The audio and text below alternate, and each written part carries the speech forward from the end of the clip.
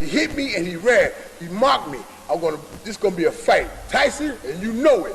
You hit me, I'm gonna kill you. I'm gonna kill you. 19-year-old Dynamite Kid Mike Tyson from New-York Catskill, with 19 wins and 19 KO, was pain in the ass for everyone in the roster. Folks knew he was going to the top until his matchup against James Tillis, where Tyson fought 10 rounds straight against the boxer who had a record of 1 win and 4 losses in his last 5 bouts. The 100% finish rate was not there anymore. It's not supposed to be like that. Tyson said he's gonna fight me. I want to fight Tyson. Now I'm not gonna walk away with just scars on my head. All of a sudden I get scars on my head and nothing ever happened. Tyson said he's gonna give me a fight. I want Mike Tyson. Point blank. Michelle Tyson. He's a homo. He's still homo. His wife a homo. And I'm gonna knock him out. I don't care what nobody say. If I want to threaten him, he would still fight me. Want me some Michelle Tyson. He's a homo. Oh, baby. Something be a simulation. Dog, he ugly. Tyson's ugly. He a homo. We gonna live some saying not just know. Michelle Tyson is a homo. Baby, let's go, sugar. 4 days later, fight between Mitch Green and Mike Tyson was announced. Mitch Green was a renowned gang leader from New York, possessing great physique, standing 6'5" and his reach being 2 inches longer than his height. Mitch was a specimen of the net. He had a very good amateur career and only had 1 loss and could quit the streets if given a chance. He was ranked 1 spot ahead of Tyson. Despite that, the purse difference was crazy and proportionally towards Tyson, granting Tyson with $250,000 while Mitch would just get 33. Mitch tried to sabotage the event, but pulling out, the organization wouldn't pay him more.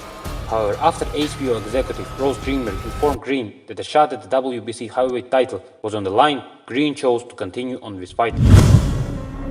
The fight took place at Madison Square Garden, the Coliseum of our era, on May 26, 1986. 2 New York gangsters were set to define the alpha male in the Marcus of Queensberry rules. In the opening round, Tyson wasted 0 time asserting his dominance, relentlessly pressing onward and dealing punishing blows to his taller adversary. A boxer should do to a puncher.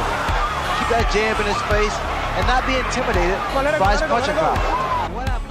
The intensity surged in the second round as Tyson unleashed a devastating left hook, knocking Mitch's teeth guard from his mouth. Tendency to really frustrate a fighter. Mitch tried to do everything not let Tyson work, to try to hold on to an explosive mic or tried to keep him on the bay with his long jabs. Tyson persisted with his aggressive assault, feeling comfortable in any of these scenarios his opponent was trying to put him in. In the clinch. Take away all the sting. But also, Mitch Green has a bad habit. And getting closer. Quickest shot. There's the left hook I was talking about. Completely unaffected by his opponent's presence, Tyson took comfort zones of Mitch and took them for himself. For the second time, Tyson propelled his mouthpiece to the audience. That Tyson had against Tillis. And what a shot! That is an awesome shot. That was just a jab. You have to appreciate one left jab. Tyson was not letting that man even a second to breathe freely. Momentum.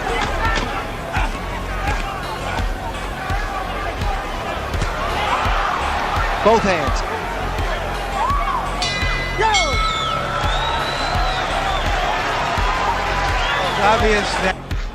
So much confidence from Tyson, jumping at Green with no fear.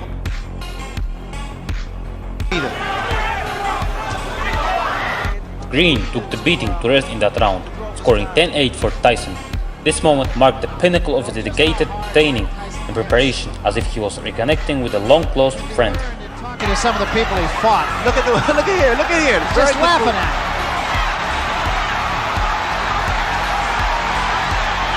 And Green seems to me, Ray, to be doing all the wrong things. That's very good. Though the sight of unadulterated delight on Tyson's countenance might appear amusing, for Mitch Green, who stood opposite him at the very moment, it was a far from laughing matter. Witnessing Tyson's elation while evading his most vicious blows left Green disheartened. Prior to the 8th round, on advice from his corner, Mitch shook his head, saying, "I can't do it." In that 8th round, Mitch managed to land his most substantial combination, briefly feeling as though he had deciphered the puzzle and uncovered the key to defeating the formidable Iron Mike. That was a good attempt with that right hand for Tyson. And now we see Mitch Green. He landed with a good uppercut there. Green just trying to tie Tyson up, and a couple of good shots by Mitch Green. His best rally of the fight right here. Look here. No. He's caught Tyson 4 or 5 times, and Tyson for the first time seems a little bit puzzled. Nevertheless, this triumph was short-lived as Tyson promptly retaliated, landing even more potent strikes on Green. By Tyson. Tyson said one time, he said, "I understand anatomy." Here again. Oh, what a left hand! Bad performance from Mr. Green. Tyson won the fight via unanimous decision, winning almost every round of that match. The first L for Mitch and W for Tyson. Were you satisfied with it? Almost definitely. I don't want to sound rudish or anything. I didn't want to knock him out or anything. I wanted to put a lot of pressure on him and make him decide himself whether to give up or not. And he wouldn't get knocked out, because if he get hit on the chin, he can't see the punching, and he will say, "Oh, I didn't see the punch, I got knocked out." So I left it up to himself, and as I must say, I must take my hat off. He's a very tough individual. It was a complete ego crusher for Mitch Green. He already was in bad relationship with Don King. It's not right. Got nothing to do with me, man. Don't mess with my life. I'm telling you now. You're not gonna mess up my life no more.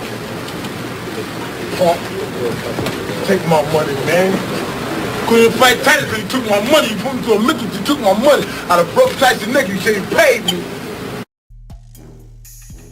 Meaning no big fights in the near future. He returned to the hood and began selling for money, hoping one day he could meet Tyson and do the rematch. Meanwhile, Tyson became the youngest undisputed champion in the history of the sport in the next 2 years. One day in New York, Tyson and his friends were chilling in the store, and all of a sudden, Mitch Green pulled up and threatened Tyson, saying, "You either fight me now or empty your pockets." People looked at Tyson and he had to go outside. Tyson, in his prime, knocked down Mitch multiple times. As Tyson says, this guy kept standing back up because he was on angel dust. Tyson then went to his car when Mitch pulled up again and broke the mirrors of his car. Tyson left the car and knocked out Mitch for the last time, broke the eye socket of Green. W for Tyson and L for Green. But this is not what happened from Mitch's words.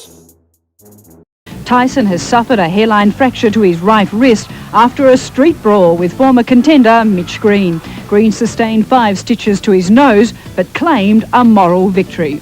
He hit me, and I didn't see the punch coming, and he did not knock me down or nothing. I saw him do like this and run. He ran? He ran! Mitch was on the news for 2 weeks telling the same lie. All I did was, I walked in the store and Mike Tyson hit me in the eye.